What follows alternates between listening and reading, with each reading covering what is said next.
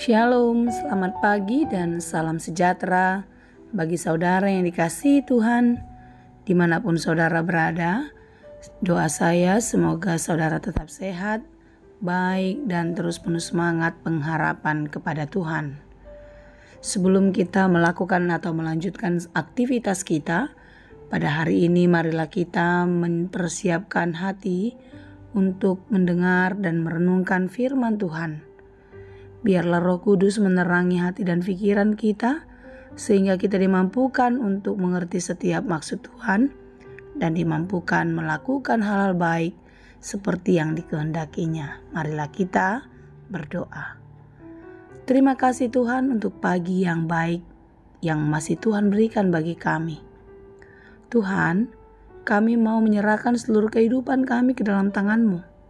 Kiranya apapun yang kami rencanakan, apapun yang akan kami kerjakan, kiranya Tuhan menolong kami, sehingga kami dimampukan dan mengerti untuk melakukan hal-hal yang baik seperti yang Engkau kehendaki saja.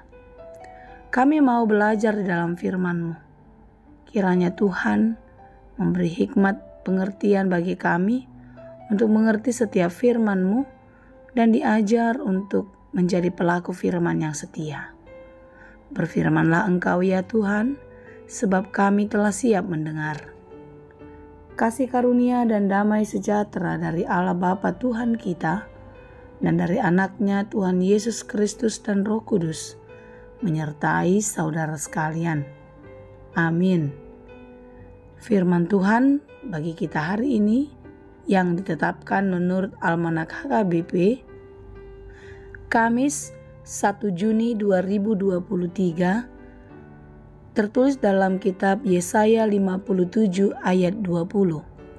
Dalam bahasa Batak dan bahasa Indonesia demikianlah dikatakan. Alai anggo halak parjati, songon laut nagucang do, aidang terbahai so, say na disapakkon galumbang na do, burta dot rapok-rapok.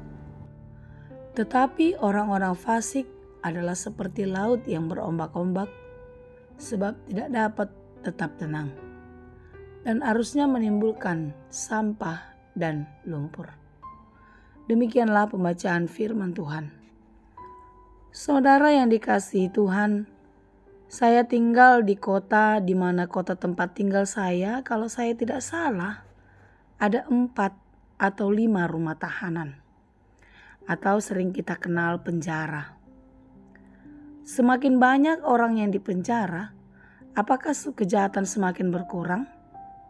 Atau sebaliknya, semakin banyak orang yang berbuat baik dan penuh kasih?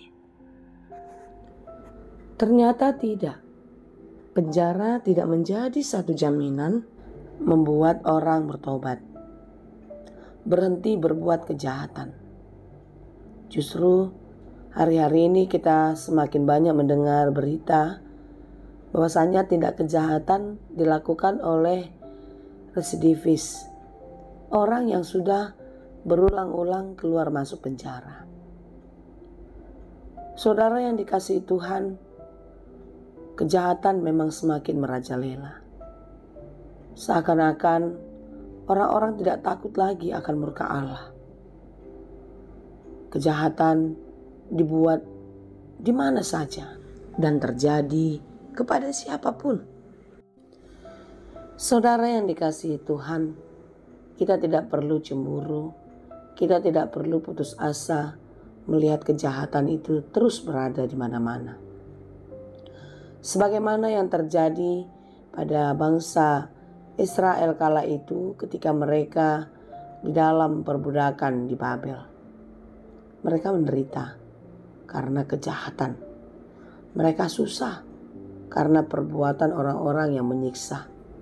Dan sebaliknya, mereka pun juga menjadi pelaku atas kejahatan itu, sehingga membuat murka Allah jatuh kepada mereka dan hidup mereka semakin menderita.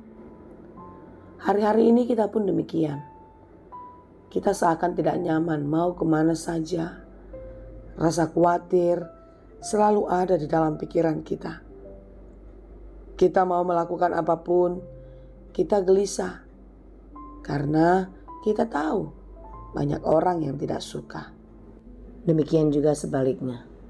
Terkadang sadar atau tidak sadar, kita pun bisa menjadi pelaku kejahatan itu. Kita berbuat semaunya, menuruti keinginan daging di dalam kehidupan kita, menuruti hati, pikiran, dan segala hasrat-hasrat dunia. Tetapi di dalam renungan kita hari ini kita diingatkan bahwasanya segala perbuatan yang jahat itu akan diperhitungkan. Tuhan tidak akan tinggal diam terhadap mereka yang berbuat kefasikan. Seperti renungan kita kemarin, yang menabur keadilan akan menuai di dalam kasih karunia Allah. Yang berbuat kebaikan, menabur kebaikan setiap hari, dia tidak akan pernah kecewa.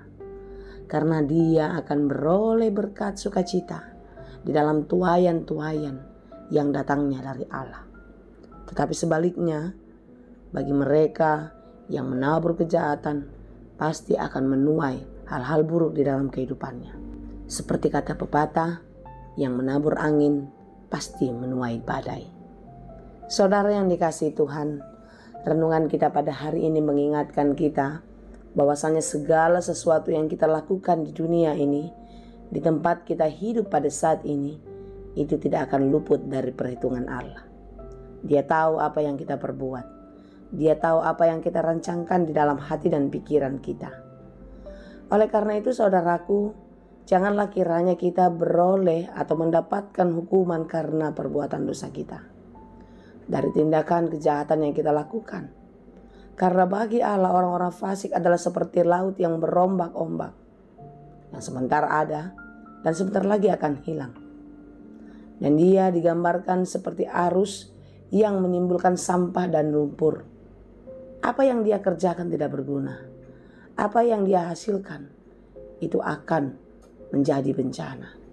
Oleh karena itu saudaraku yang dikasihi Tuhan, marilah kita terus belajar dalam hidup ini untuk semakin takut akan Tuhan, mencintai Dia dengan sepenuh hati, yaitu dengan melakukan firman-Nya. Mari kita terus menikmati hidup dengan ucapan syukur kepada Allah, supaya kita tidak lagi menuruti keinginan-keinginan daging kita untuk memenuhi segala hasrat dan nafsu dunia. Marilah kita menjalani hidup dengan penuh sukacita di dalam Tuhan, dan tetap percaya penyertaan Tuhan tidak akan pernah berhenti dalam kehidupan kita. Teruslah menabur kebaikan di dalam kejujuran dan keadilan. Pasti kita akan menuai sukacita damai sejahtera, karena kasih karunia Allah tidak pernah berubah. Kiranya kita dimampukan. Tuhan Yesus memberkati. Amin. Terima kasih Tuhan untuk firman-Mu hari ini. Dalam firman-Mu adalah janji yang kekal.